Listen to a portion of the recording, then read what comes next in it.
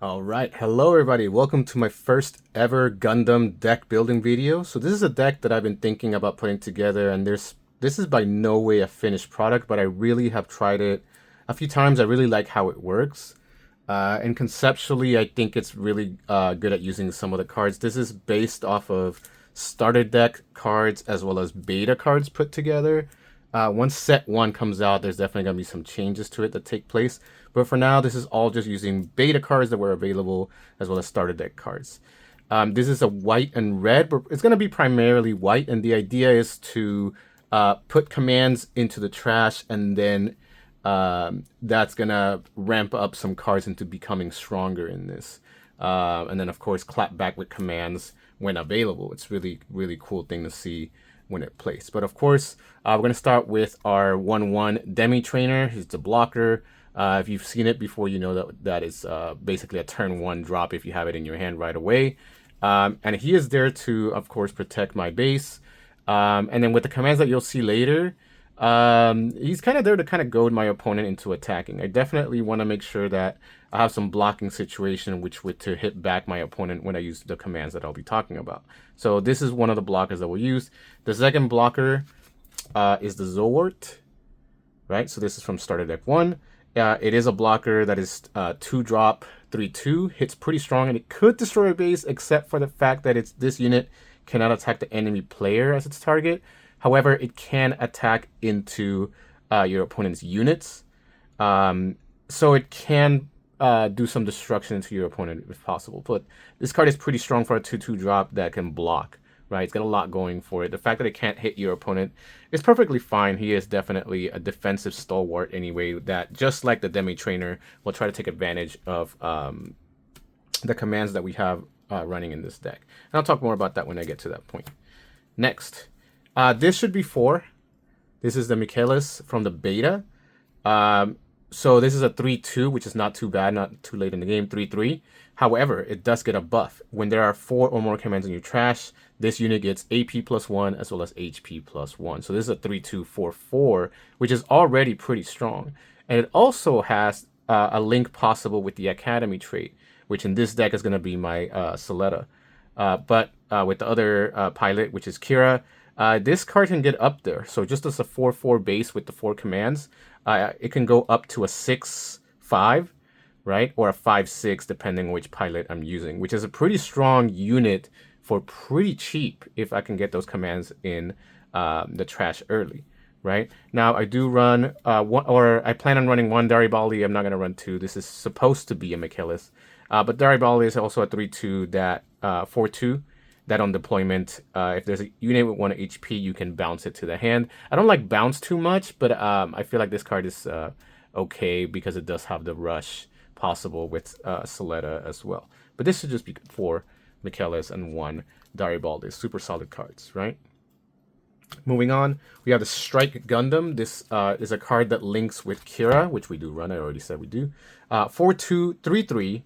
But mainly we want to use the deploy ability, draw 1 and discard 1. This is really nice. Draw power on its own is already hard to come by in the game pretty early on. But the discard 1 in this deck has a good ability that if you have the commands in your hand, you can trash it and try to fuel towards having those 4 commands into your hand for something like the Mikelis, for example. Right? So you can use it to pick up a card and then discard a command into your trash. Try to speed up that having commands into the trash to get your Mikelis to be a bit stronger, right? So kind of a key card, in my opinion. You run 4 of the Strike Gundam, which can link with Kira, a pretty solid pilot. 2 of the Gundam Aerial. This is a beta card. And you'll notice that it's a level 5, drops for 3, 3/3. Not super powerful for the level. However, when there are 4 or more commands in your trash, this card costs -2, meaning it's actually a 5/1 if you can get more commands into your trash. Because of the high level, it means that it will be later in the game that you can actually drop this Gundam, although it is nice to be able to drop it for 1 and then link it with Soletta. However, the fight is not very strong. So I only run 2 because maybe I can put myself in a position where I have a Soletta and a Gundam Aerial, drop them both, and basically drop them both for 1, because Gundam Aerial will drop for 1 if I have the commands. Soletta will attach, and then if I attack, Soletta will stand up a resource, and in the end, I'll have used just 1 resource to get a Gundam Aerial with Soletta to attack my opponent. So very specific, very niche. I prefer to get the Mikelis doing more of that work with the 4 in the trash. This is a really powerful card in my opinion, and probably the one that is most important for the deck. I don't feel like a lot of people are realizing how much work it does. Next, I run 3 of the Aest Gundam, which is a blocker, 5/4/4/4. Super solid card, and when paired with a level 4 or higher pilot, you may choose 1 enemy unit with 4 or less HP and return it to its opponent's hand. That in of itself is a pretty good ability to be able to bounce something. However, if you know the game, you know that bouncing means that card is in their opponent's hand and it's available for later. So having blocker is pretty nice to have. It will be able to link with Kira, meaning it takes less damage when you attack into something, for example. It is nice, pretty good, but only run 3 because it's not super powerful. Even with Kira in it, Mikelis kind of matches it a little bit. It just doesn't have the ability like blocker and bounce. So I'd rather have Mikelis earlier than Aest later, right? But still, Aest is good, but we only run 3 because I do need to run 1 of the Gundam Aerial permanent score 6. This card, when paired, choose 1 enemy unit that is level 5 or lower, and it gets -3. This can potentially help you destroy some powerful units that are out there. Maybe something like maybe in a Wing Gundam -3, and then in combination with one of the commands could get that Gundam destroyed while you keep your units alive, right? Maybe even paired with Akira with a turn and to be able to attack can reduce your opponent by 5 AP and take out some big guys with it, right? So I run 1, and that's mainly because I only run 3 Solettas and not 4, like I run Kira. So this one comes in more handy when I'm running more Kira. Kira is just such a good pilot, to be honest. I feel like you cannot run less than 4. 4, as I said, is the Kira that we run. Level 4, cost 1, +2/+1. Obviously on burst, you bring it to your hand, and of course, when you attack, 1 enemy unit can get -2 AP for the battle, meaning you can attack into something, reduce its attack power, and reduce the damage that you take with it, right? This Kira is outstanding pilot, definitely run 4, and with the units that it can link with in this deck, very powerful units can be formed that can hit pretty strong, but also destroy units without themselves getting destroyed. That's the key aspect of Kira being one of the pilots here, right? Then we run, of course, 3 Solettas, like I mentioned. Soletta is also level 4, drop for 1, +1/+2, but also an attack once per turn. You can choose 1 of your resources and set it as active. Kind of activating your resources for later in the match is pretty nice, especially when you may have commands in your hand that you want to have the energy, or the resources rather, to be able to trigger them from your hand. So this card can let you do that, because it doesn't matter who is attached to you. You don't need to link particularly to get your resource active. You just have to attack, right? So pretty useful. Soletta works to link with the Gundam Aerial and the other Gundam Aerial in this case, right? All right, so on to the commands. We run 3 Striker Pack, super key card for this build. If you're not familiar with the Striker Pack, it is a level 4 2-cost command. And what it does in its main is that if you have no tokens in play, no Earth Alliance tokens, you can deploy a Sword Strike or 1 Launcher Strike. Those are pretty strong tokens. I'm going to show them to you right now. Launcher Strike and Sword Strike. You can pick one or the other. I like to pick the Sword Strike because it's stronger damage, 4/2. Both of them are blockers. The Launcher is a 2/4, not as much damage, but stronger HP if you want to be more of a thick blocker, if you will. But with the commands are going to make these blockers, these guys, hit extremely hard and clap back into your opponent with the blockers. So the fact that you have so many blockers with the commands to support them is going to be key, and you'll see what I mean when I talk about it. So you have the choice of getting either one of them on the board with your main command ability. However, if your opponent hits it in your shields, you get to trigger the burst, and if it's the burst, will deploy a different token, one that's called the Ale Strike, which is a 3/3 blocker, right? 3/3 blocker, Ale Strike gun, the more balanced than the other two, but you still get it for free. So the importance of this command is quite a bit. We don't run that many units, but this is a command that can place a unit on the board for you, and while the command itself goes to the trash, of course. So this can help both put a unit and a command into your trash, which is a really nice thing to be doing with this deck as it is built.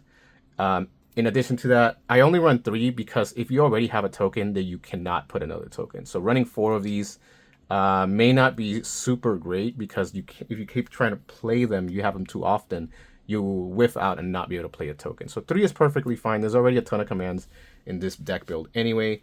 And one of the better commands that I can think of that does quite a lot, that we run 4 of course, is Unforeseen Incident. If you're not familiar with this card, this is a very powerful card when you think about it. Level 3, cost 1. It has burst to activate the main, and then the main in action, meaning this card can be used in any situation, meaning if the opponent hits it in your shields, it will activate. If you have it as a main, you can use it. If you have it and you can use it as an action to counter your opponent.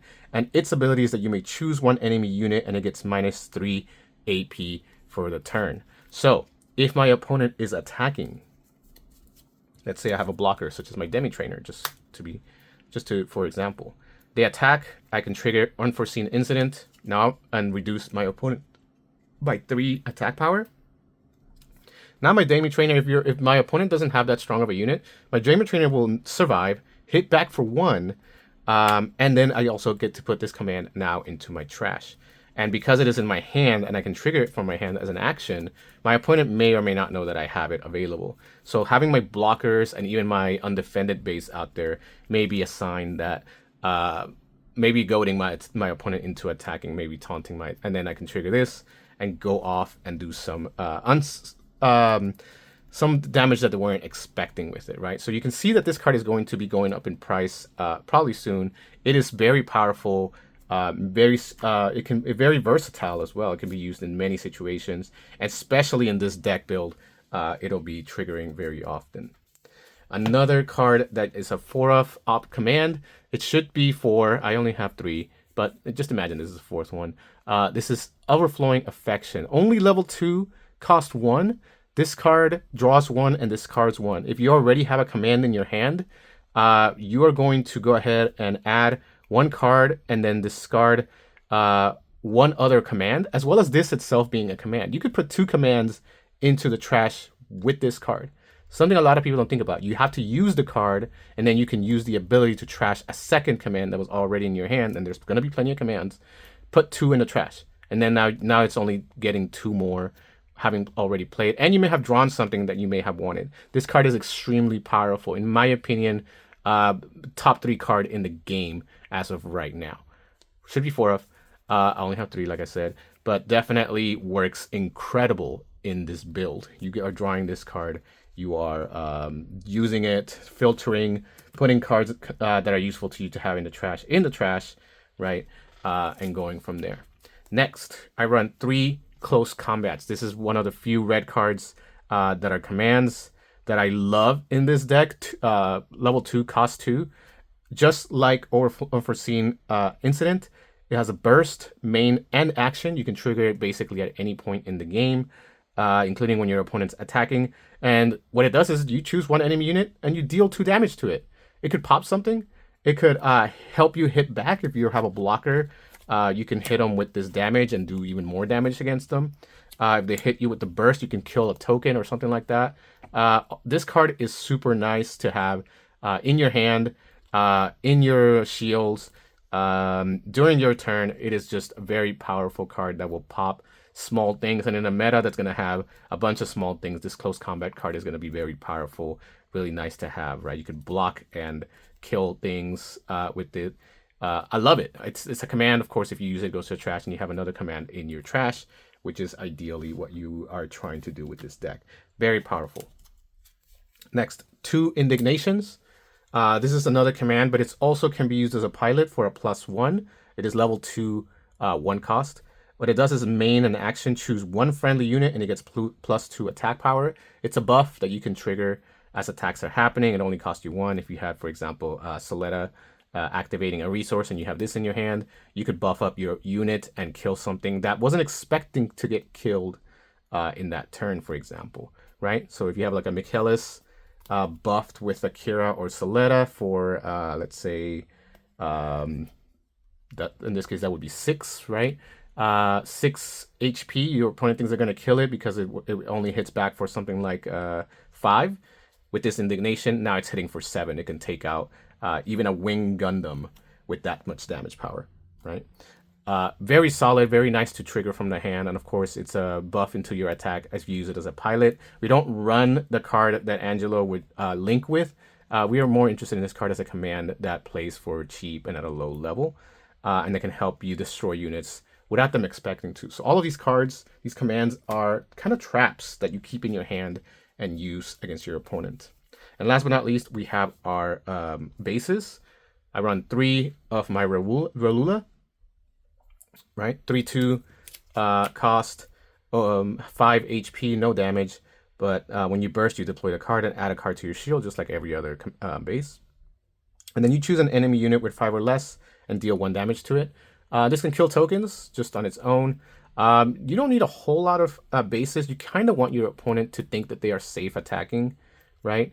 You trigger this from the burst. You can kill a token again. If you trigger it yourself, you'll pick up a shield and deal 1 damage to an opponent's unit as well. I don't feel like I need 4. I haven't felt when I practiced that you needed 4 because you can clap back so easily. You kind of want your opponent to think that they are going to attack safely into a shield, for example, or break it. So even if you don't have a base out, just having the commands in your hand is really nice. I think if I was running more bases, that would actually not benefit me too much. But I do run a 4th base, but it is not a Relula. It is actually an Archangel, which is a 3/1, which has burst to deploy. When you deploy, you add a shield to your hand, but then you can activate the main, which is that once per turn, if you pay 2, you can choose a friendly unit with blocker and set it as active, kind of just be able to attack. There are many blockers in this deck that you may want to reactivate or not, right? It is a cost of 2, so you don't get to do that for free. If you did get to do that for free, this would obviously be a lot better running a 4-of, but that's not the case. So here, he's just, this Archangel's just there just to play a little bit of defense, to put your blocker standing up. Maybe you attack with it earlier, then you put the Archangel out to play, you pay the 2, and then you stand up your blocker to defend yourself. Pretty nice base to work with. All right, so that is the current list. Again, I feel like key aspects are Overflowing Affection, your clapback cards like Unforeseen Incident, and your close combats, right? All of those cards are going to be helping keep your opponent at bay and then surprising them when they attack. You have Kira, which is a very powerful pilot, which will help keep you alive and attack more often in the game. You have the key Mikelis, which can get a buff if you can get the commands, which is the whole point of the build. And of course, you have commands that set tokens. I feel like this is an underrated aspect of the deck, that you have commands that go to the trash and count as a command, but also put down a unit or token that is significantly powerful. Those tokens are really strong, that you definitely want to have them out there blocking for you, right? Well, but that's just my working theory. I mean, there are people who are probably better deck builders than me. So if you have any ideas on how to improve this, please let me know. I would love to hear your thoughts. I often like to comment when I've made a change that maybe was based on a comment that somebody made, or if maybe you think of something that I haven't thought of, which is often the case. Please let me know. And if you want to see more Gundam stuff, please like, subscribe, and let me know that you would like that. And that's it for this video. So I'll see you in the next one, and peace.